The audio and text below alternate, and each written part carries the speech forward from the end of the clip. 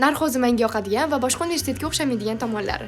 Oldin bo'lsa, menga точно obuna bo'lib qo'yishingiz kerak. Birinchisi, bizda fanlar semestrga emas, modulga bo'lib o'tiladi. Ya'ni bitta semestr ikkita moduldan iborat. Har bir modulda biz 3 ta yoki 4 ta fan o'qiymiz. Boshqa universitetlarda semestr oxirida 7 ta fanni birdaniga topshirsa, biz bo'lib o'tamiz. Ikkinchisi bo'lsa, bizda shunaqa darajada klublar ko'pki, siz xohlagan yo'nalishingizdan topsangiz bo'ladi. Kibersport, Wiki Club, Zakot Club, SU, Eco Club, juda ham ko'plab 15 tadan ko'p klubimiz bor. Siz xohlagan yo'nalishingizda, xohlagan qiziqishingiz bo'yicha klublarga a'zo bo'lsangiz bo'ladi. Bu narsa ertaga ijtimoiy faollikka topshirganingizda juda ham katta yordam beradi.